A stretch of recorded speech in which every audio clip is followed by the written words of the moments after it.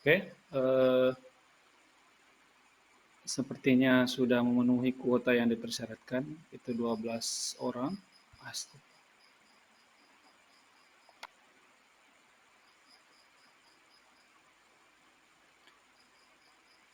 Saya ucapkan terima kasih atas kedatangan Bapak Ibu semuanya.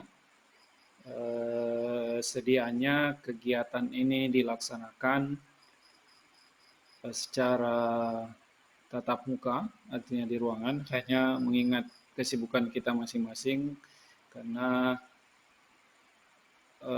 setiap bertepatan dengan adanya akreditasi sekolah yang setiap guru sudah mendapatkan tugas masing-masing, termasuk saya sebenarnya. Namun karena pentingnya acara ini terutama bagi saya sebagai salah satu prasyarat untuk CGP, maka saya mengundang Bapak Ibu untuk hadir meskipun dengan kondisi atau secara online meeting atau Zoom. Tapi semoga acara ini tidak mengurangi fungsi atau manfaat acara ini. Acara ini dilaksanakan tidak bermaksud menggurui atau kemudian mengajar Bapak Ibu, tapi sekedar sharing apa yang telah kami dapatkan sebagai calon guru penggerak angkatan 7. Sedianya ada hal yang bisa diterapkan di sekolah dan itu memberi manfaat, kenapa tidak kita saling bertukar pikiran dan berbagi. Itu tujuan utama acara ini. Tapi untuk membuka acara ini, saya persilakan kepada kepala sekolah yang dalam hal ini diwakili oleh Pak Andi Sunyoto untuk membuka acara ini secara resmi. Kepada beliau saya persilahkan. Oke, terima kasih banyak Farid atas kesempatan.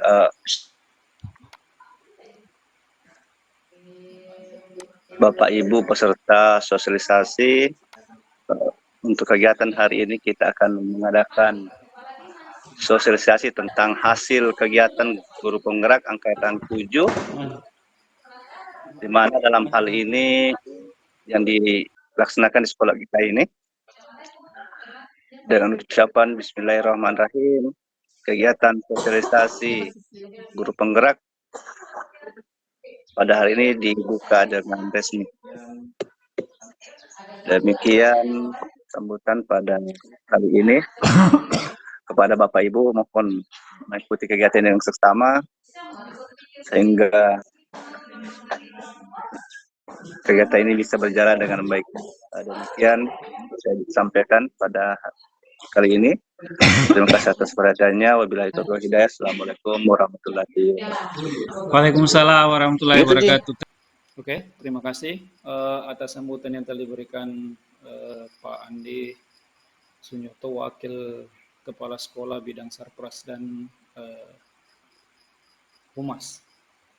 Selanjutnya, saya akan mencoba untuk membawakan materi ini kepada Bapak Ibu semuanya. Ada beberapa hal yang ingin saya sampaikan.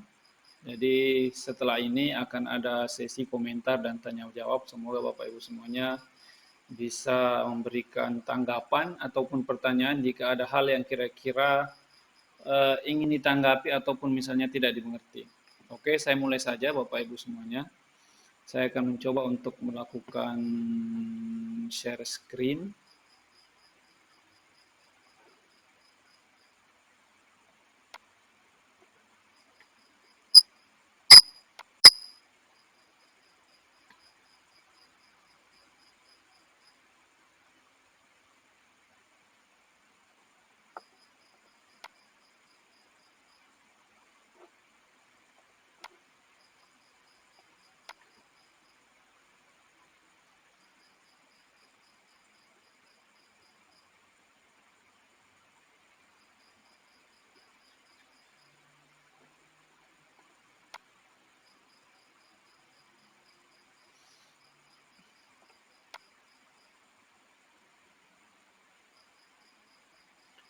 Oke, yang pertama yang mau saya sampaikan bahwa judul apa yang akan saya bawakan pada kesempatan kali ini yaitu tentang budaya positif di sekolah.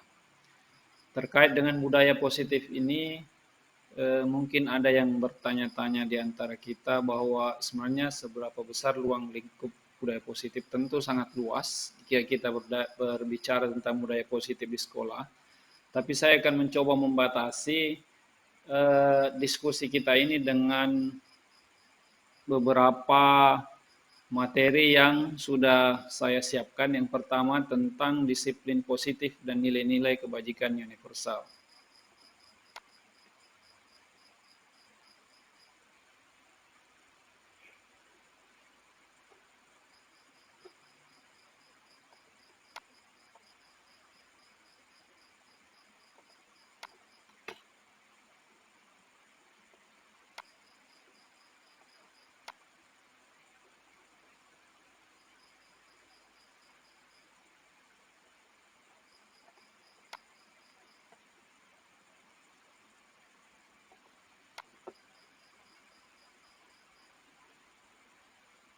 Nah, salah satu hal yang paling dekat di lingkungan kita di sekolah tentang disiplin adalah penerapan beberapa aturan-aturan yang sudah kita sepakati bersama antara sekolah dengan siswa, kemudian dengan melibatkan komite ataupun orang tua siswa dan stakeholder terkait.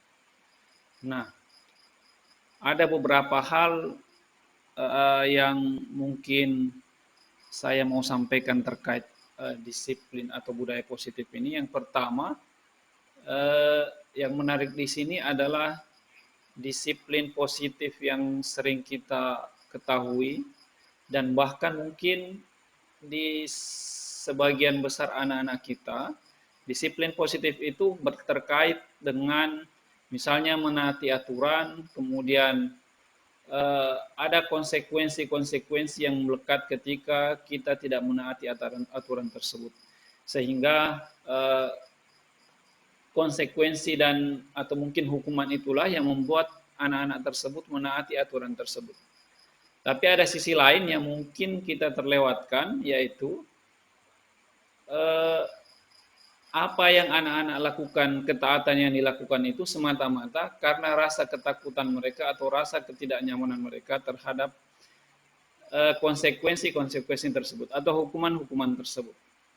Padahal jika kita berbicara dengan kata disiplin dan kita kaitkan dengan kata disiplin positif menurut Ki Hajar Dewantara, pada dasarnya disiplin itu bukan merupakan ketakutan-ketakutan, tapi pada dasarnya disiplin itu adalah sesuatu yang timbul dari dalam diri kita masing-masing.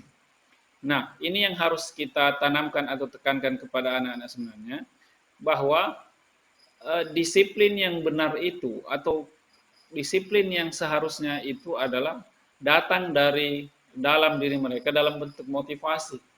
Artinya, mereka datang dan menaati aturan itu bukan karena takut atas konsekuensinya, tapi mereka menaati aturan itu karena mereka tahu betul bahwa ketika mereka menaati aturan-aturan yang ada di sekolah akan tercipta rasa tanggung jawab dan kebiasaan-kebiasaan positif yang nanti bisa mereka budayakan dalam kehidupan sehari-hari mereka.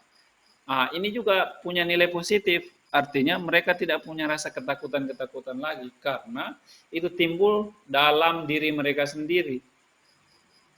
Kalau kita lihat perkataan Ki Hajar Dewantara tentang disiplin itu sendiri, beliau mengaitkan bahwa di mana ada kemerdekaan, disitulah ada kata disiplin yang kuat. Sesungguhnya disiplin itu bersifat self-disiplin, yaitu kita sendiri yang mewajibkan diri kita dengan sekeras-kerasnya, tetapi itu sama saja, sebab jikalau kita cakap melakukan self-disiplin, wajiblah penguasa lain mendisiplinkan diri kita. Dan peraturan demikian itulah harus ada di dalam suasana yang merdeka. Jadi sesuai dengan yang saya sampaikan tadi, saya garis bawahi di sini kata self disiplin. Jadi disiplin itu timbul dari dalam diri kita sendiri. Artinya kesadaran diri dan motivasi diri kita sendiri untuk menaati aturan itu. Bukan karena kita takut, bukan karena anak-anak takut atau bukan karena khawatir dengan hukuman yang ada. Nah, itu yang harus ditanamkan pada diri anak-anak kita terkait disiplin ini. Nah, sekarang di sekolah kita itu biasanya penegakan disiplin itu terkait dengan 3 hal. Bahwa ada konsekuensi dan hukuman yang biasanya kita berikan kepada anak-anak. Nah, di sini ada hal yang mau saya sampaikan terkait dengan hukuman, motivasi, dan penghargaan.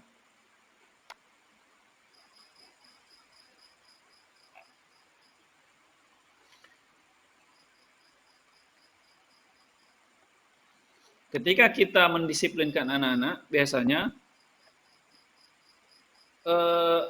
kita memberikan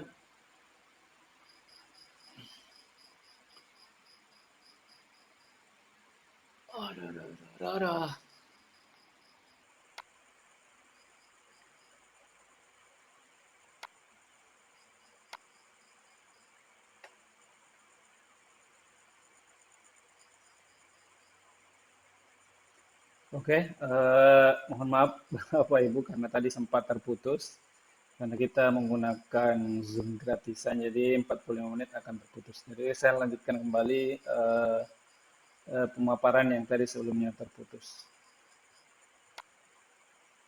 Saya akan mencoba share screen kembali.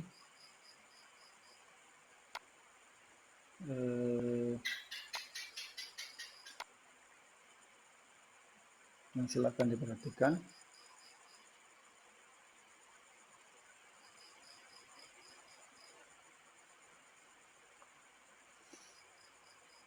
Nah, di sini ada hukuman, konsekuensi, dan restitusi.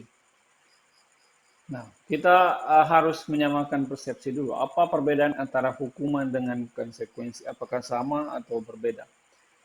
Secara bahasa atau pemahaman bahasa yang kita lihat, hukuman itu biasanya sesuatu yang secara tiba-tiba diberikan kepada anak-anak. Atau misalnya sesuatu yang tanpa persetujuan atau kesepakatan sebelumnya. Jadi misalnya anak-anak datang melanggar dan langsung diberikan sesuatu yang harus mereka kerjakan yang mungkin mereka kurang senangi. Itu biasanya hukuman. Kemudian konsekuensi itu adalah sesuatu yang sebelumnya mungkin sudah disepakati oleh antara guru dengan siswa atau peserta didik tersebut. Jadi misalnya anak-anak yang terlambat, maka disuruh untuk memotong rumput atau membersihkan atau apapun sebagainya, yang antara anak-anak dengan guru tersebut atau dengan sekolah itu sudah memiliki kesepakatan sebelumnya. Nah, itu yang disebut dengan konsekuensi. Jadi ketika mereka melanggar apa kesepakatan tersebut, mereka mendapatkan konsekuensi atas apa yang mereka perbuat. Nah, yang saya mau tekankan di sini ada satu hal lagi yang dikenalkan yang mungkin kurang familiar di sekolah, yaitu tentang restitusi. Restitusi itu sendiri adalah proses menciptakan kondisi bagi murid untuk memperbaiki kesalahan mereka sehingga mereka bisa kembali pada kelompok mereka dengan karakter yang lebih kuat. Jadi ketika anak-anak itu memiliki kesalahan ataupun kehilafan, maka yang kita lakukan adalah bukan langsung memberikannya hukuman. Jadi tidak serta-merta diberikan hukuman. Nah, di sini kita bisa melihat sebenarnya apa perbedaan antara hukuman, konsekuensi dengan restitusi itu sendiri. Nah, kalau hukuman, misalnya sesuatu yang menyakitkan harus terjadi, kalau konsekuensi sesuatu harus terjadi, sedangkan restitusi merupakan pilihan. Kemudian hukuman terhadap anak itu tidak nyaman untuk murid untuk jangka panjangnya. Kemudian kalau konsekuensi tetap juga tidak nyaman untuk murid untuk jangka waktu pendek. Sedangkan restitusi itu justru menguatkan untuk peserta didik dalam jangka waktu panjang. Nah, kita bisa lihat sendiri beberapa perbedaan antara hukuman, konsekuensi, dengan restitusi. Hukuman sedianya biasanya peserta didik itu menjadi korban. Jadi ketika mereka melakukan kesalahan, mereka akan langsung diberikan sesuatu yang mungkin harapannya membuat anak itu jera. Nah, dalam pikiran kita untuk membuat seseorang jera itu tentu diberikan sesuatu yang sangat tidak enak bagi mereka. Nah, itulah yang menjadikan biasanya anak-anak itu merasa tersakiti, sehingga di sini dikatakan bahwa bisa memberikan eh, sesuatu yang menyakitkan atau efek jangka panjang. Nah, sedangkan restitusi itu memberikan penguatan kepada peserta didik.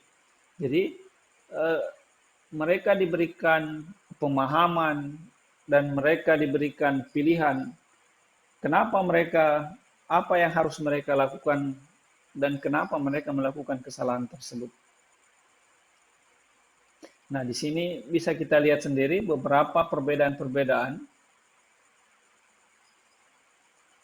Misalnya dalam hukuman kita memberikan kata-kata peraturannya adalah ini, kamu harus titik-titik misalnya menaatinya.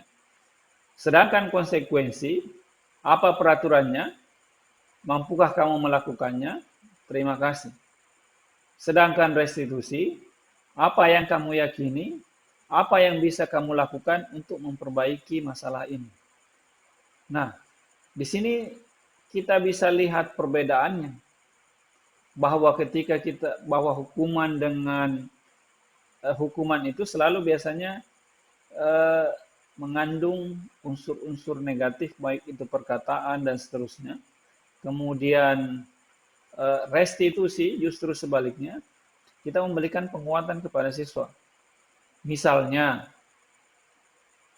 ketika misalnya anak itu bersalah, biasanya kita mengatakan, awas kalau kamu lakukan lagi ya. Artinya ada semacam ancaman terhadap anak tersebut yang harapan kita membuat mereka takut dan tidak melaksanakannya lagi. Yang sedikit netral, yaitu konsekuensi, biasanya kita mengatakan kepada anak, lakukan apa yang saya katakan. Sedangkan restitusi agak lebih memberikan nilai positif. Biasanya kita akan mengatakan, apakah hal ini yang sesungguhnya ingin kamu lakukan? Pertanyaan ini mengajak anak-anak untuk berpikir. Jadi tidak sekedar mereka melakukan kesalahan dan dihukum dan selesai, karena itu akan berpotensi mereka mengulanginya kembali. Tapi mereka diajak berpikir, kenapa sebenarnya kamu melakukan ini? Apakah memang kamu sengaja ingin melakukannya? Atau ada hal lain yang mendasari kamu melakukan hal tersebut? Jadi kita mencoba menggali perasaan dalam anak itu sendiri dan mencoba agar mereka menyadari sendiri apa yang mereka lakukan. Itu adalah nilai-nilai yang terkandung dalam restitusi. Nah, di sini misalnya ada perbedaannya, kalau misalnya hukuman itu ada sedikit paksaan, kalau restitusi ada stimulus respon. Jadi kalau misalnya anak ini bersalah kita hukum dan tidak ada kata tidak boleh mengerjakan karena itu merupakan hukuman yang diberikan oleh guru. Sedangkan restitusi, sedangkan apalagi namanya, konsekuensi itu biasanya adalah unsur stimulus respon. Artinya anak-anak itu dibiasakan untuk tidak melakukannya dengan iming-iming bahwa dengan sebuah kesepakatan, dengan harapan bahwa itu dilakukan berulang dan menghasilkan respon yang baik terhadap anak. Sedangkan dengan restitusi itu menganut teori kontrol. Nah, apa teori kontrol ini nanti kita akan bahas kemudian di pembahasan selanjutnya. Jadi, seyogyanya sebenarnya kita di sekolah itu menghindari hukuman-hukuman yang sekedar membuat anak itu menjadi mungkin takut atau khawatir dengan melakukan sesuatu kesalahan. Tapi mereka tidak menyadari dalam diri mereka. Mereka kesadaran itu tidak timbul dari dalam diri mereka. Nah, itu yang diinginkan sebenarnya dalam teori restitusi.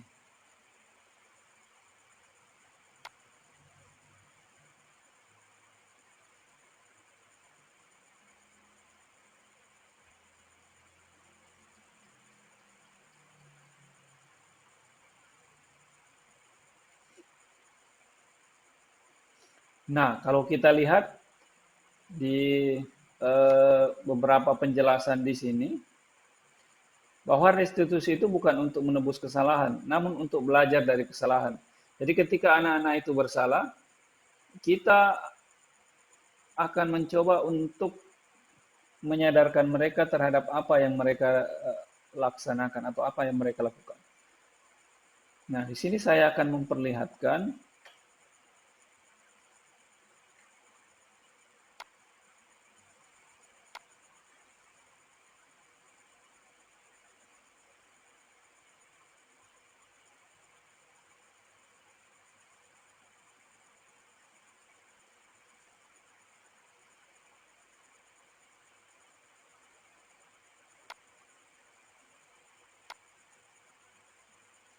di sini saya akan memperlihatkan 5 posisi kontrol terhadap siswa.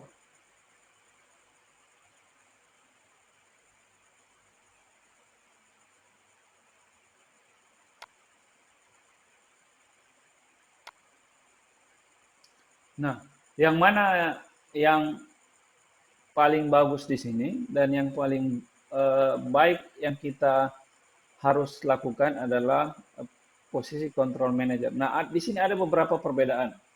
Ada 5 yang biasanya kita praktekkan di sekolah. Penghukum.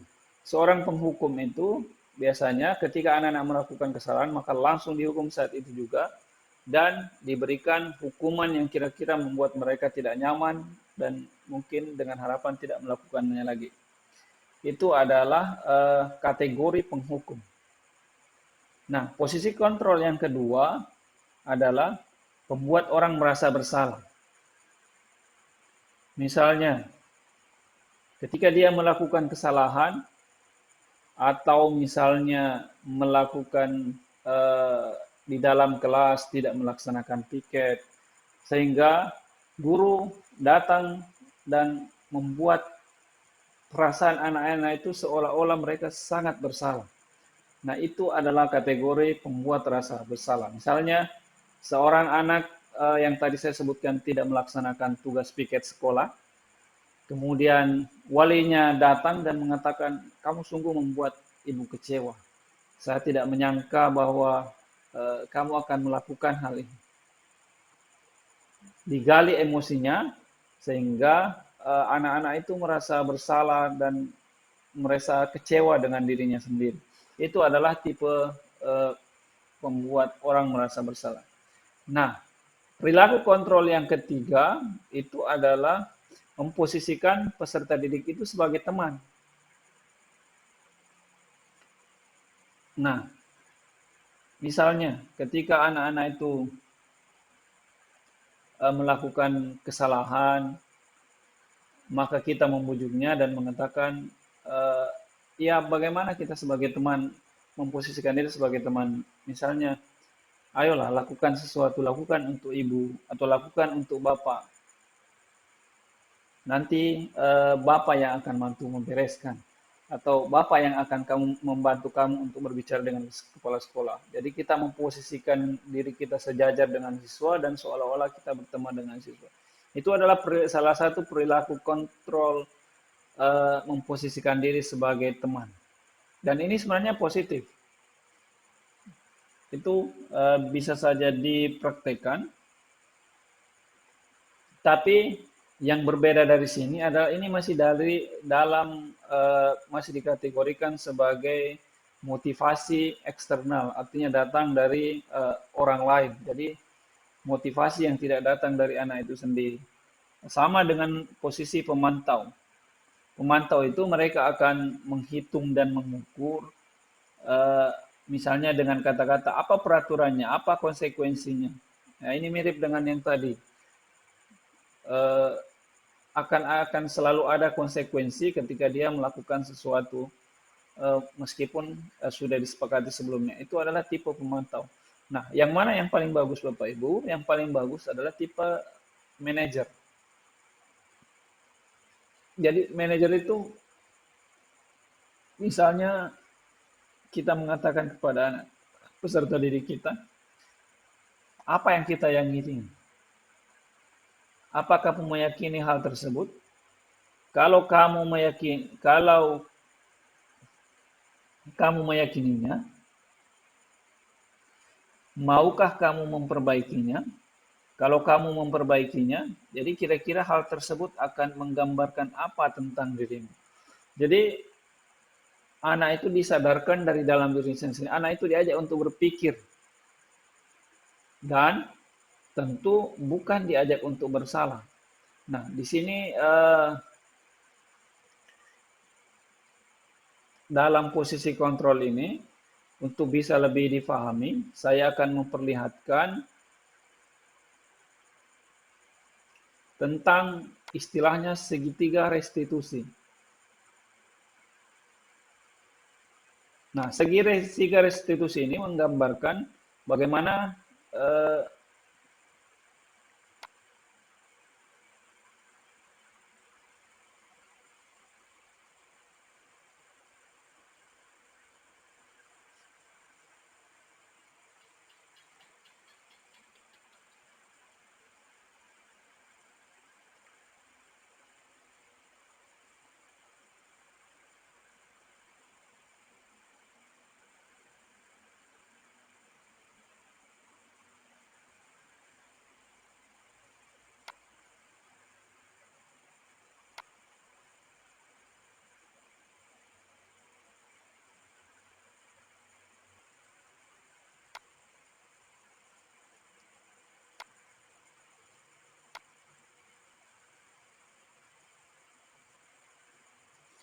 segitiga restitusi itu menggambarkan bahwa ada 3 langkah yang besar yang akan kita lakukan dalam menangani permasalahan. Ini masih ada kaitannya dengan yang sebelumnya kita bahas, mulai dari teori hukuman, kemudian eh, teori hukuman dengan konsekuensi, dan restitusi, dan yang terbaik adalah restitusi. Kemudian ada kaitannya juga dengan yang tadi sebelumnya kita bahas tentang 5 posisi kontrol, ada sebagai penghukum, ada sebagai eh, ada sebagai teman, kemudian sebagai pemantau, sebagai manajer. Nah, sebagai manajer yang tadi, yang paling bagus tentu sebagai manajer karena kita mencoba menggali dan menyadarkan anak-anak tentang apa yang dilakukannya, kemudian memberikan pilihan apa yang mereka harus lakukan. Nah, dalam prakteknya ada 3 tahapan yang akan kita lakukan dalam melakukan praktek segitiga restitusi. Yang pertama adalah menstabilkan identitas. Apa yang kita lakukan pada menstabilkan identitas itu, bahwa kita akan mencoba menyadarkan anak-anak bahwa kesalahan yang mereka perbuat itu adalah sesuatu yang normal. Jadi kita tidak menghakimi anak-anak tersebut, tapi kita mencoba menstabilkan apa yang sudah terjadi. Kita tidak langsung menghukum mereka, kemudian menjudge mereka, kemudian menghina mereka sampai mereka merasa bersalah dan terpuruk dan seterusnya. Tapi yang kita lakukan adalah mencoba menetralkan situasi dan mencoba menyadarkan anak-anak itu bahwa ya mungkin mereka salah, tapi kesalahan mereka adalah bukan sesuatu yang membuat mereka harus terpuruk. Nah, kata-kata yang bisa kita lakukan adalah misalnya berbuat salah itu tidak apa-apa. Atau misalnya tidak ada yang salah dengan yang kamu lakukan ini, hanya saja bla bla bla dan seterusnya. Nah, atau misalnya kita bisa menyelesaikan ini dan seterusnya dan seterusnya. Nah, yang kedua adalah eh, sisi yang kedua adalah tentang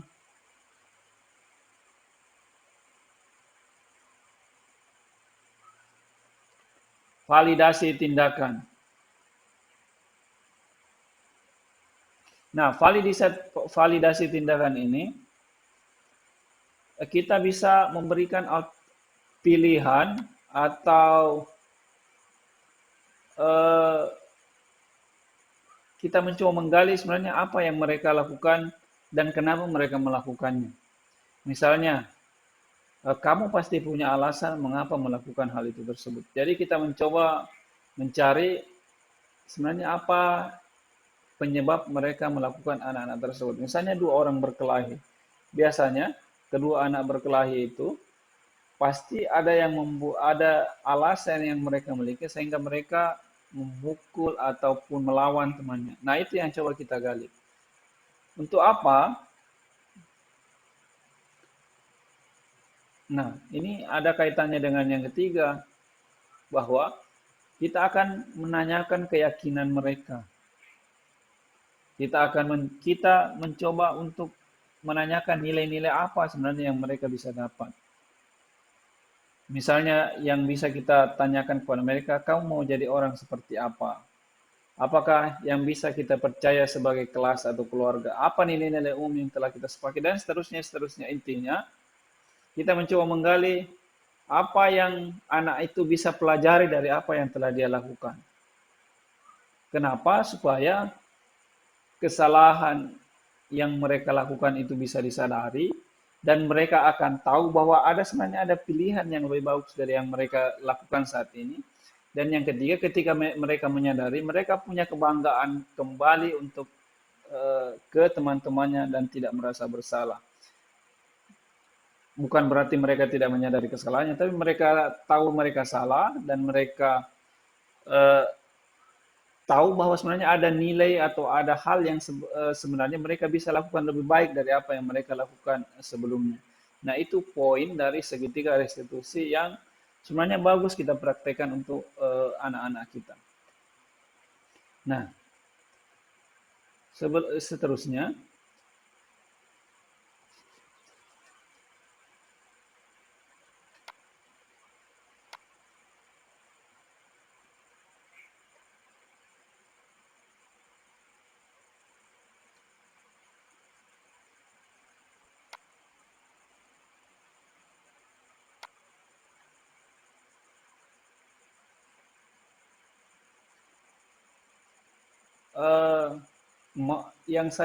yang akan saya bahas ini yang seterusnya adalah tentang keyakinan kelas.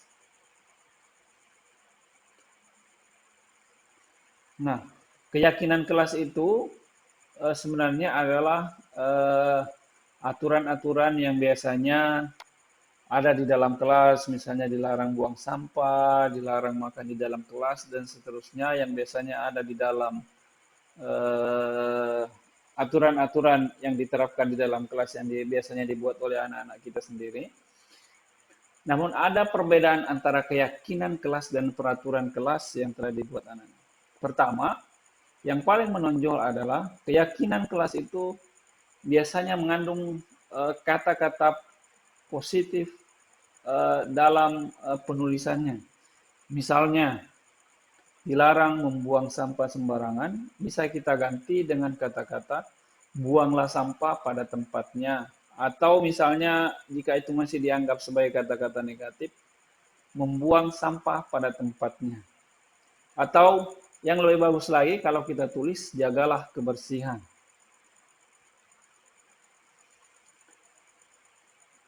Atau misalnya kata-kata yang lain,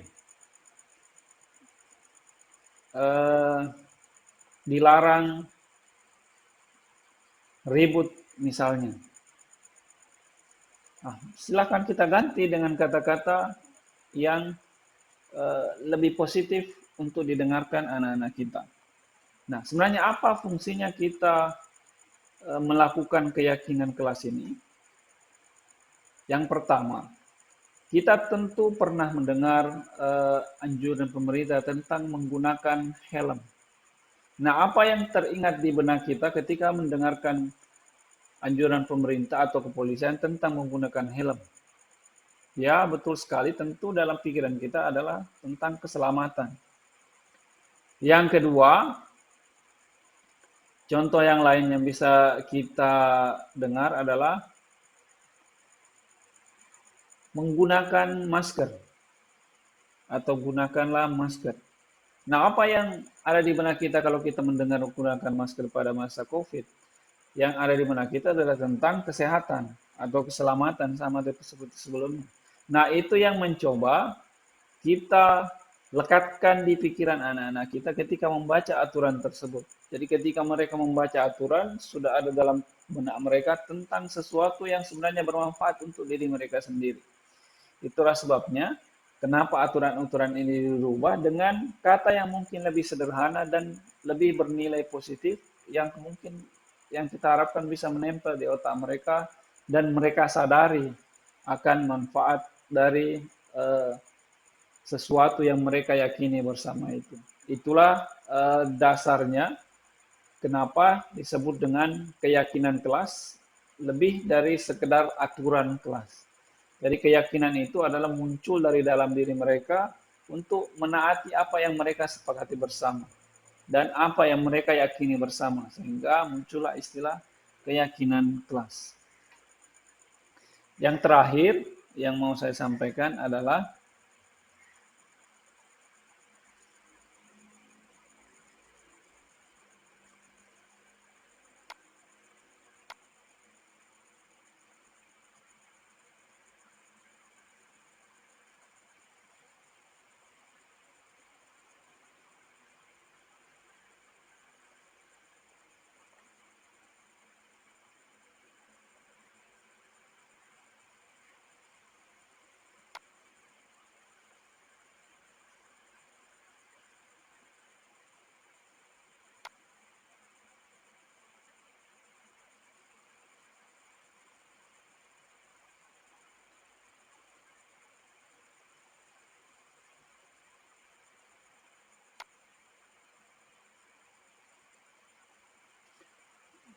saya kira untuk sementara itu yang bisa saya berikan. Saya meminta tanggapan ataupun pertanyaan atau apapun bentuknya dari teman-teman yang dari tadi mendengarkan ataupun yang apa yang saya paparkan, saya persilakan kepada Bapak Ibu.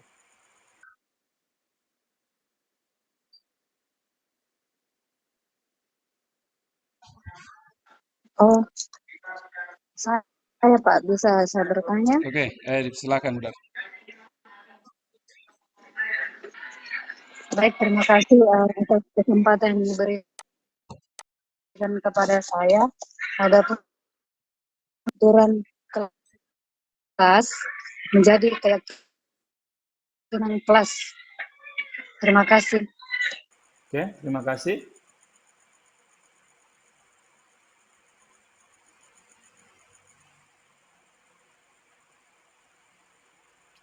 Selanjutnya Ibu Rabia ingin memberikan tanggapan, silakan. Iya, terima kasih Pak Ridwan atas kesempatan yang diberikan. Saya cuma mau berkomentar atau memberikan ya sedikit kalau seperti yang hukuman itu tidak ada. Tetapi kita harus melihat kembali bahwa siswa kita itu banyak karakter. Banyak karakter, jadi ada tipe siswa memang harus diberi arahan, baru kemudian ada efek jerah, tetapi ada juga siswa yang cukup kita menasehati. Jadi barangkali dua opsi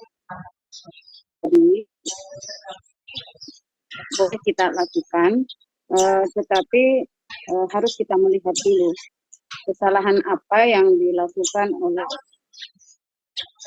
ya kalau tidak terlalu fatal ya kita cukup menasehati. Tetapi kalau untuk menghilangkan sama sekali, saya tidak terlalu bersepakat untuk itu.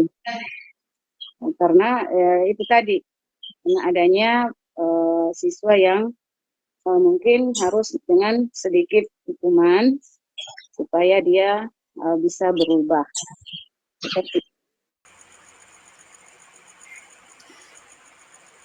Terima kasih atas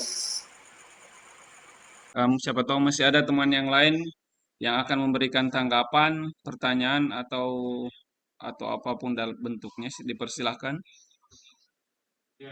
Ya, terima kasih Saudara Pak Ridwan. Saya akan memberikan tanggapan mengenai menumbuhkan budaya positif kepada guru di sekolah.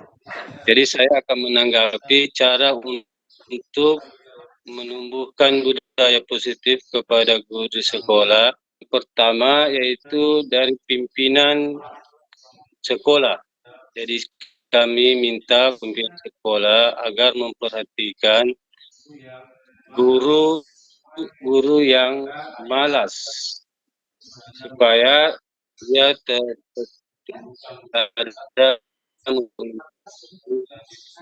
menumbuh budaya positif kehadirannya di sekolah, karena hadir ini kehadiran sekolah gurunya agak sedikit berkurang. Jadi mungkin pimpinan kepala sekolah bisa menegur langsung kepada guru yang kehadirannya mungkin kurang supaya tetap budaya sekolah. Oke, terima kasih atas tanggapannya. Itu saja Pak Ridwan.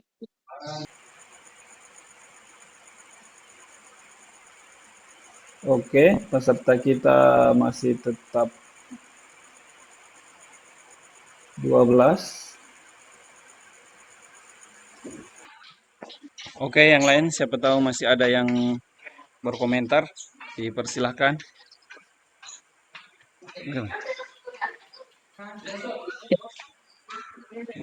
Lanjut. Oh, masih komentar tentang hukuman. Ya. Hukuman. Oh, iya, sesungguhnya bicara tentang hukuman kepada murid, sebetulnya boleh-boleh saja dihukum, tetapi hukumannya mestinya berefek kepada kemajuan kemajuan pembelajaran si murid. Misalnya kalau saya terlambat minggu depan, saya akan misalnya di TBSM ya, kalau saya terlambat saya akan membersihkan motor, karena ini bicara TBSM adalah untuk sepeda motor. Nah, maka hukuman itu bisa diberikan membersihkan motor. Minimal dia bersihkan motor, dia lihat alat-alatnya motor itu apa yang tingkatkan pengenalan alat-alat yang ada di motor. Nah, sehingga hukuman itu berefek, ada peningkatan kualitas pembelajarannya karena dia membersihkan motor. Jadi tapi memang sudah disepakati, misalnya kalau terlambat kok kamu harus bongkar misalnya ban motor depan, kamu harus bersihkan, apapun alasannya harus terima karena sudah ada kesepakatan. Minggu depan lagi begitu, bikin kesepakatan. Kalau misalnya kau terlambat minggu depan, kamu bongkar ban belakang, bersihkan rantai motor. Nah, jadi itu sangat baik untuk kompetensinya anak.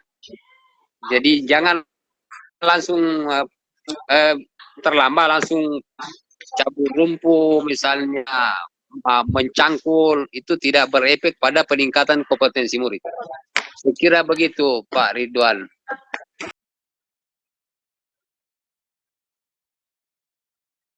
Oke, terima kasih Bapak Ibu atas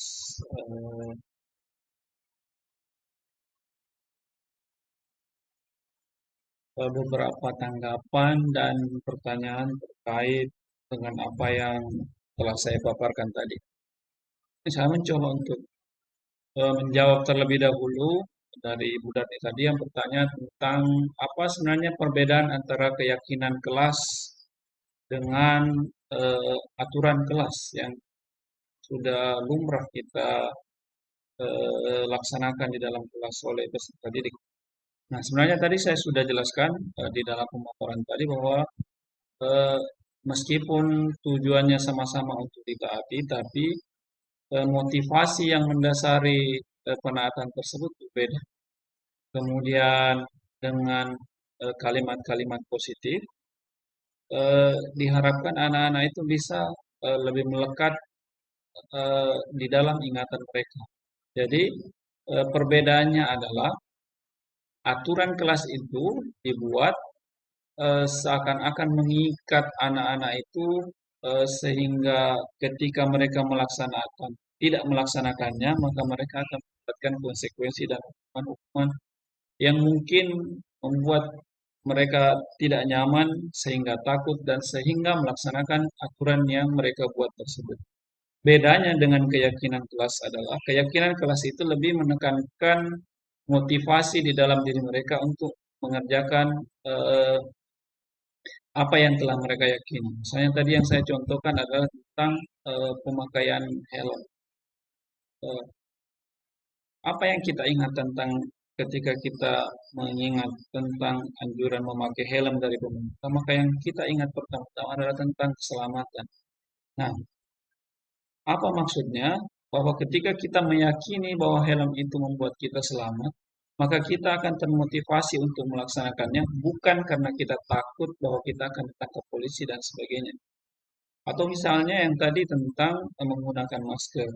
Nah, penggunaan masker itu membuat kita sadar bahwa dengan menggunakan masker kita akan terhindar dari bakteri, terhindar dari penyakit yang efeknya akan kembali ke kita. Jadi bukan memaksa kita untuk memakainya, tapi itu timbul dari dalam diri kita untuk menggunakannya atau menaatinya karena kita tahu bahwa itu bermanfaat buat diri kita sendiri. Nah, itulah gambaran-gambaran yang mungkin paralel menggambarkan perbedaan aturan kelas dengan keyakinan kelas. Jadi keyakinan kelas itu semacam sesuatu yang kita sudah sadar betul bahwa kalau kita melaksanakannya akan membawa manfaat dalam diri kita. Dan itu yang hendak kita tanamkan dalam peserta didik kita agar mereka sadar betul bahwa misalnya mereka membuang sampah pada tempatnya akan membuat kenyamanan lingkungan. Mereka datang tepat waktu dan tidak terlambat akan membuat mereka terbiasa dengan budaya-budaya positif yang bisa melekat di dalam kesehariannya dan berbagai macam hal positif yang kita bisa tanamkan dalam peserta didik. Oke, bagaimana Ibu Darni? Oke, terima kasih. Yang selanjutnya beberapa tanggapan dari teman-teman. Yang pertama dari Opa Bardin tentang hukuman dan juga datang dari Ibu Fadia, yaitu salah satu perspektif yang dikatakan Opa tadi bahwa memang hukuman itu misalnya bisa saja membawa nilai atau dampak positif terhadap anak itu sendiri. Misalnya ketika kita memberikan hukuman misalnya menghafal alat-alat yang ada di dalam bengkel misalnya, atau mereka disuruh mengidentifikasi hal-hal tertentu yang mungkin sulit yang dijadikan sebagai hukuman atas pelanggaran yang telah mereka lakukan sehingga hukuman itu justru membawa dampak positif bagi mereka. Mungkin bisa saja, tapi mungkin pertanyaannya adalah apakah itu akan menyelesaikan masalah terhadap eh, pelanggaran yang mungkin saja akan dilaksanakan oleh anak itu sendiri. Karena pada saat kita menangani masalah, fokusnya adalah bagaimana dalam jangka panjang anak-anak tersebut atau peserta didik tersebut tidak mengulangi kesalahannya lagi. Itu perbedaan antara hukuman konsekuensi dengan restitusi.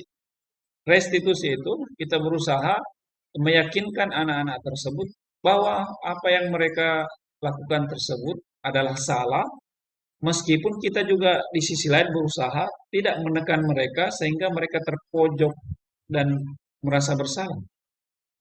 Yang kita kata sederhananya kita meyakinkan mereka bahwa mereka itu salah, perbuatannya salah, tapi tidak membuat mereka menyalahkan diri mereka sendiri. Nah, itu yang coba kita lakukan dalam restitusi. Dan tahap selanjutnya dalam restitusi adalah kita menanyakan dan menggali dalam diri mereka bahwa sebenarnya ada nilai positif yang sebenarnya mereka bisa lakukan dibanding yang mereka lakukan saat ini. Jadi ada alternatif pilihan aktivitas, misalnya mereka membuli teman. Nah, ada alternatif sebenarnya selain membuli temannya, sebenarnya ada banyak hal lain yang bisa mereka lakukan selain daripada membuli temannya tersebut. Nah, itu yang kita coba sadarkan daripada angkat daripada anak tersebut. Jadi kita coba pahamkan bahwa tidak ada manfaatnya membuli dalam bagi anak tersebut. Dan itu yang coba kita tanamkan dalam diri mereka. Dengan menanyakan misalnya keyakinan apa yang menyebabkan kamu melakukannya. Keyakinan apa yang kamu bisa ambil atau nilai apa yang bisa kamu ambil dari membuli itu. Ketika mereka meyakini bahwa tidak ada, kita alihkan ke hal-hal yang positif yang sebenarnya mereka bisa lakukan dibanding membuli tersebut. Nah, itu yang coba kita tanamkan ke anak-anak sehingga dengan penyadaran-penyadaran tersebut dan keyakinan yang mereka dapatkan bahwa itu tidak baik, diharapkan dalam jangka panjang mereka tidak akan mengulanginya kembali.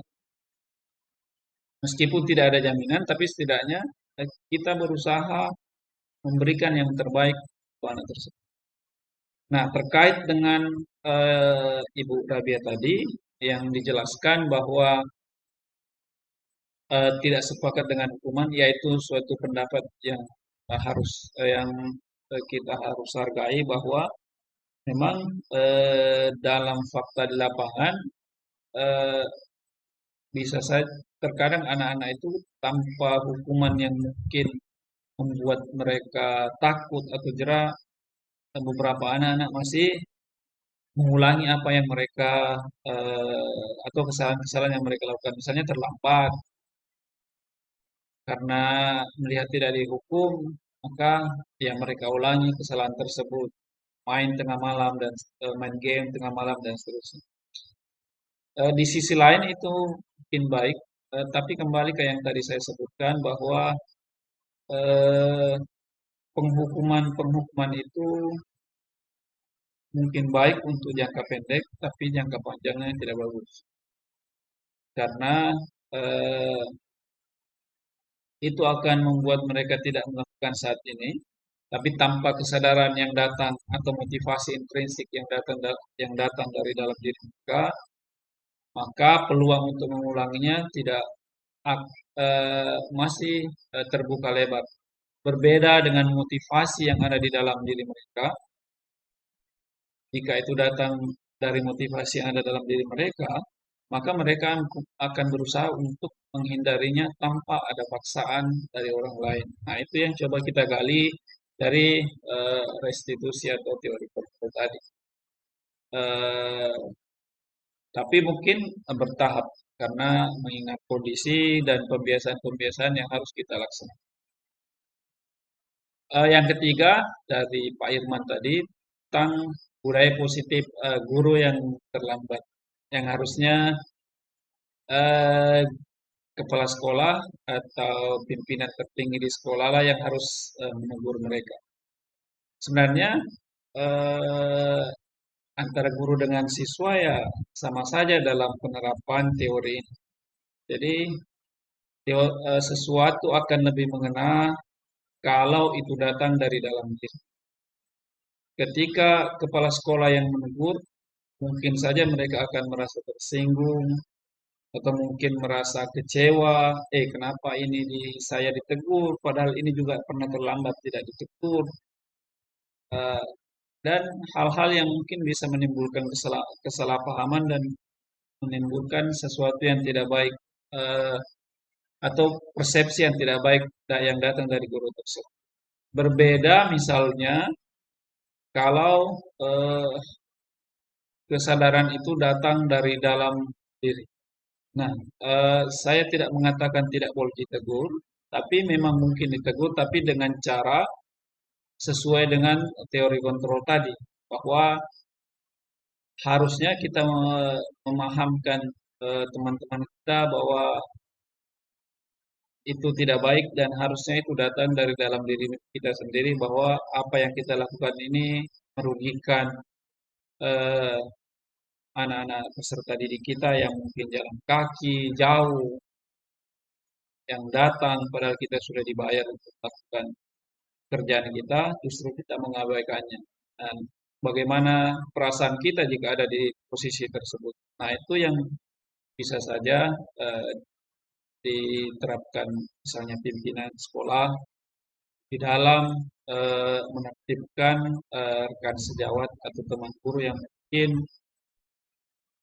memiliki permasalahan misalnya terlambat tersebut. Tapi sebelumnya tentu kita harus tahu apa dulu masalahnya.